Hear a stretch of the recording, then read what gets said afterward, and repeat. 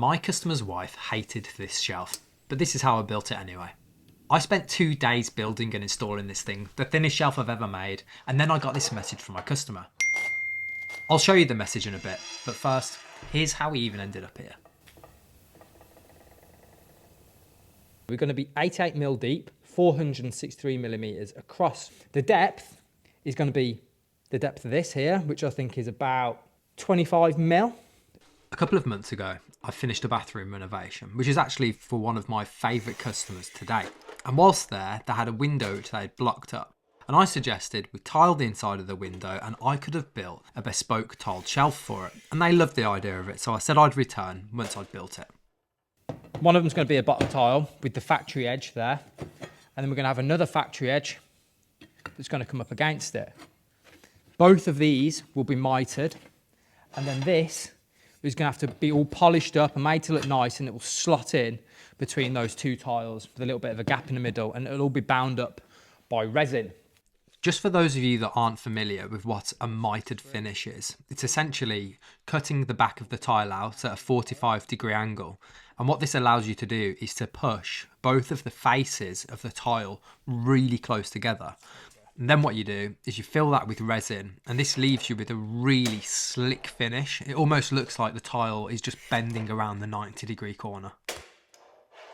I have got a perfectly good Sigma table right here, but out of pure convenience, I decided to whip out my plastic table so I didn't have to remove everything off the Sigma one. In the early years of my tiling career, I was never really requested to miter tiles on any projects, and I partly think this is because not many people are aware of that it's an option, but I do also think now that it's also because so much more can go wrong. Right, we've got everything set up. We've got a Makita grinder. We've got a cheap blade on there, partly because I'm being lazy, partly because I just want to prove the point that you don't need a special blade for this. We've clamped our tile down. We're going to miter the back of this out. We've got our ear defenders, our goggles, we've got a dust mask. I'm going to get this all mitered up. I've got this little thing ever since I was 17 and I learned how to drive. I remember my dad turning around to me and saying, "Jack, you can complete all of these lessons and then you'll pass your test. But once you've passed your test, that's when you really learn how to drive." And it's so funny because that has stuck with me, and it doesn't matter what skill it is now, I apply this to anything. And what I mean by this is you can take all of the little bits of advice off everybody to get yourself started on a project, to start learning a skill. But once you have found out and learned the foundations of that skill, you start to build up your own methods and own ways of doing things. And a lot of the time, this is through taking little bits out of everybody's book and finding your own easiest ways to do things. And then you really build up your own way of driving, your own way of mitering tiles. Right, been a lot of grinding going on. So you guys saw these get mitered, so they're all looking nice now. Here's the other one. Other one, nice and mitered. We're happy with that. I might go over it one last time with a hand polishing pad.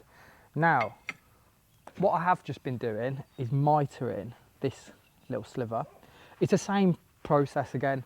It was clamping it down, and to be honest, I didn't get it on camera because it's just really awkward. I might show you a little bit more of it now of me just polishing it up and trying to get it nice. But again, it's just being really taking your time with it, as being quite meticulous. I am actually watching this now thinking what a lame excuse that was not to record that tiny little sliver. But at the time, with the amount of mitering and everything that was going on, and honestly didn't really have in mind that I was going to be really putting as much effort into YouTube as I am now, it just didn't seem like it was worth recording. But hey. Something that I do keep checking here is having this sliver or any edge that isn't a factory edge put up against something that we know that's straight, because that's the only way we're going to know where our inconsistency is. So because we can see that we've got a gap there, it's very small, what that means is because we've got contact here and we've got contact here at the top, it means that we need to still take a little bit off here, and we need to take a little bit off here to close that edge in the middle. I've got two really contradictory emotions going on here whilst I watch this. First of all, I'm thinking, well, that was a really good point to make, Jack. And second of all, I'm thinking, I can't believe I'm going through all of this effort to make this beautiful shelf that my customer just didn't like.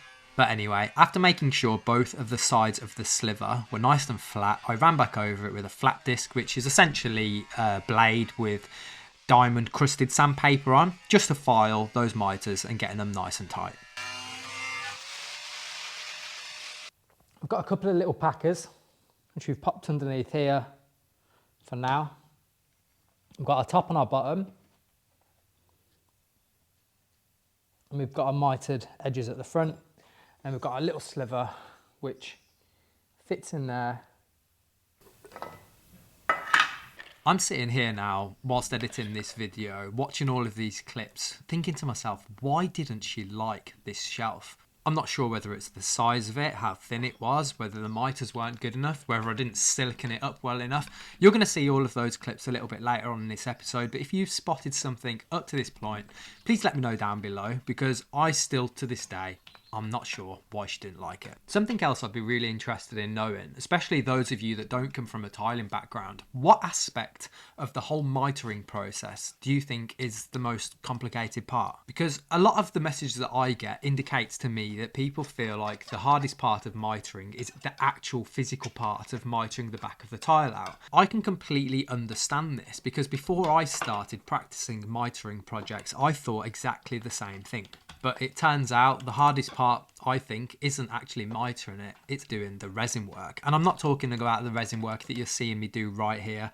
Yes, I have mixed up some clear resin and put it with a bit of hardener, but that's purely just to stick the two pieces of tiles together. The hardest part, I think, is actually colour matching the resin, so you have the correct colour to match the tile, and then applying it in a manner where you get a nice, smooth, consistent finish, which I'm going to show you shortly. What you can see me doing here is using some positioning squares to make sure that the top and the bottom part of the shelf are in line, because if they wasn't, what it would mean is when I stick the face of the shelf on, it would be at a really horrible angle. I mentioned at the start of this video that this is the thinnest shelf I've ever built, and it really is, but in order to achieve this, I had to try something I've never tried before. Usually what I would do is I would get some tile backer board, I would cut all of the tiles down as I've shown you, and I would stick the tiles to the tile backer board with it being sandwiched between the tiles. For a lot of reasons, this makes it easier because you stick the tiles to the tile backer board with adhesive, and the adhesive doesn't set for hours.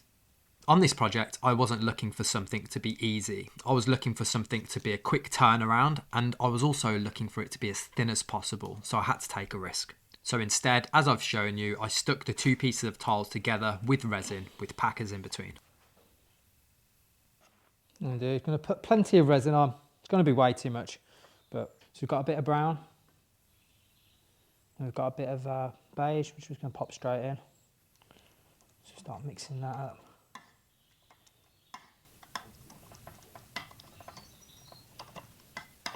Pop that on there now, on the off-cutter tile, and we can see that it's still a little bit too light. So rather than putting more beige in, what we're going to do is we're going to take a corner, literally the corner, dip it into my pigment and pop it in. And see what sort of difference that makes.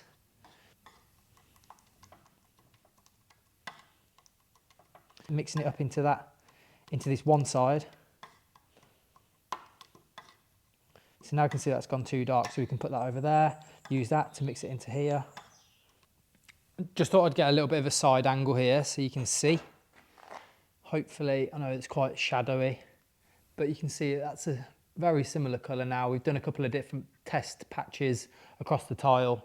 This is the most recent one, and once it's been sanded down, it'll go a bit lighter, and that should get pretty close to the colour of the tile.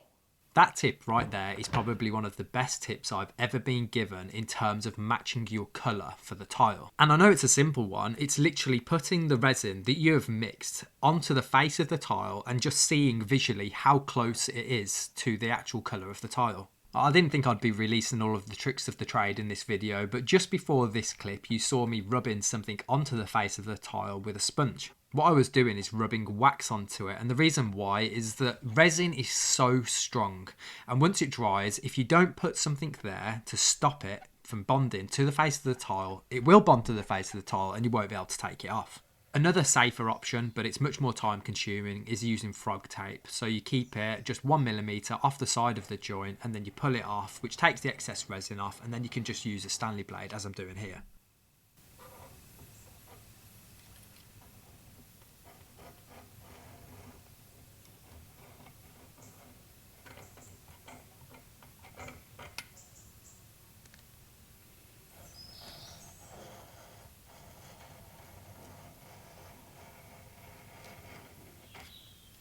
As hard as mitering tiles are and mixing all the resin and the pigments and getting all that colour match right, it all becomes worth it when you can get a Stanley blade, as I've done here, and start scraping it all off like that.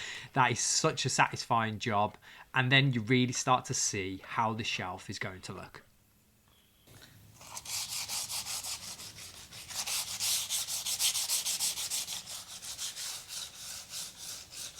Ideally at this point you want to wait for the resin to cure as much as possible and then run over it with some sandpaper, starting off with a 200 grit and then working down to a 400 grit. Sick. Oh god, you know you're emotionally attached to a project when you start seeing the clips and you feel sick. I literally just started having butterflies, but that clip right there, you can really see what it's going to look like once it's in. And so how I installed this shelf is I used some little stainless steel sheets which I cut down with my tile nips. And yeah, you guessed it, I stuck those in with resin too.